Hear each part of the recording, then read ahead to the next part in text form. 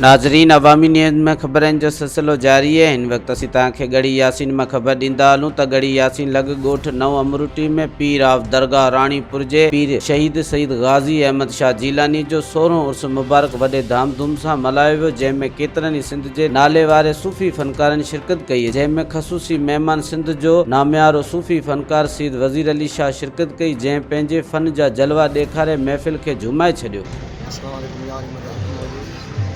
शायद सूफ़ियत कंहिंजी ज़ाती का मिल्कियत कान्हे, उहा हर इंसान में समाइजी सघे थी। सूफ़ी उहो आहे जेको सभिनी सां मोहबत रखे थो, पूरी इंसानियत सां मोहबत कंदो आहे। ऐं बज़ाते ख़ुदि मूंखे पंहिंजे हादी पाक जंहिंजो मां तालिब आहियां, सूफ़ी सरदार सची साईं रखियल शाह बादशाह जीज़ल शाह, मां साईं जीज़ल शाह जो दस्त बैद आहियां।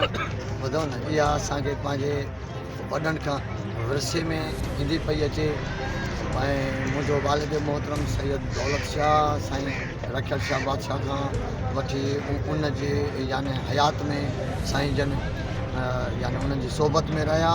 ऐं वरी याने बाबा दौलत शाह मुंहिंजा वालिद मोहतरम उहे साईं जीज़ल साईं जा तालिब थिया। पर आउं बि याने इहे सम्झो 1983 में 83 84 यानी 83 81 में हिन जे अरसे में मां साईं ईज़ल पाक जो ख़ुदि वञी तालिब थियोसि।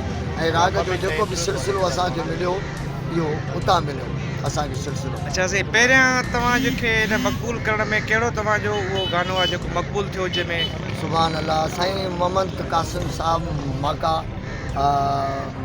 तमामु असांजा मौसन रहिया ऐं आहिनि। अल्लाह पाक उन्हनि खे हयाती ॾे। डबल ए मां मूंखे शोहरत हासिलु थी। ॿुधो, हूअं त हीउ शौक़ु मुंहिंजो याने अॼु जो न आहे, यानी बचपन खां वठी रहियो, 3 क्लास खां वठी 3 जमायत खां वठी। ऐं मोहम्मद कासिम माका साहब वटि जाम शोरे में मुंहिंजी पहिरीं रिकॉर्डिंग थी, जंहिंमें आरफानो बोल मूं पढ़ियो हुयो, ए माल तोबा तो शलवाग वारी असांखे पंहिंजो करम उन खां शोहरत मिली। ऐं सिंध वारनि तमामु मूंखे सुठी ऐं भरपूर मोहबत ॾिनी ऐं इहा मोट। ऐं अञा ताईं इहो सिलसिलो हले पियो, वधे पियो। कॾहिं कॾहिं सिंध वारनि जूं मोहबतूं ॾिसी, माण्हुनि जूं ग़रीबनि मिस्किननि जूं सभिनी जूं मोहबतूं ॾिसी करे, अमीर हुजे ग़रीब हुजे, उन्हनि जी मोहबत ॾिसी सच पुछो त अखियुनि में मूंखे लुड़क अची वेंदा आहिनि त आख़िर इहा मोहबत आहे कहिड़ी शइ। हाणे हिकिड़ो अर्ज़ु सर ॿियो त आख़िर में तव्हां सिंध वासियुनि खे कहिड़ो पैगाम ॾियणु चाहींदव?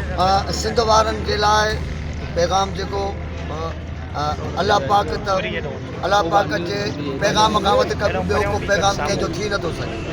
पूरी इंसानियत सां मोहबत कयो, कंहिंजी दिलि न ॾुखायो, ग़रीबनि जो ख़्यालु रखो। ॿुधो न, ऐं तालीम खे आम कयो, तालीम ते का बि पाबंदी न विझो। ख़ासि करे जेके नियाणियूं आहिनि असांजूं, उन्हनि जे लाइ अमीर खे ग़रीब खे हथ जोड़े करे अर्ज़ु आहे त पंहिंजी नियाणियुनि खे उन्हनि खे तालीम ॾियो, दीनी बि तालीम ॾियो, दुनवी बि तालीम ॾियो, त जीअं मुआशिरे जो सुधारो ई असांजी तालीम आहे। असांजी जेका तरक़ी आहे, असांजी सिंध वारनि जी जेका बि तरक़ी आहे, असांजी इल्म जी जेका बि आहे, उहा इल्म सां थींदी। ऐं इल्म असांजो विरसो आहे। अना मदीनतुल इल्म अलियुन बाबहा लतीफ़ इल्म आहे, सॼे जो सॼो इल्म आहे। ला सच ला रखियल आहे चीज़ ला सूफ़ी शायन आहे शहीद आहे। हे अलाह वारनि जा इल्मनि, उहो बि इल्मु हासिलु कयो ऐं फ़क़ीरनि सां, ग़रीबनि सां, यतीमनि सां सभु कंहिं सां मोहबत कयो, कंहिंखे झिड़क न ॾियो, सब के साथ प्यार कयो। यो फ़कीर जो पैगाम है। मज़ीद खबरों और तफसीलात के लिए विजिट करें हमारी वेबसाइट www.awamiNewsHD.com।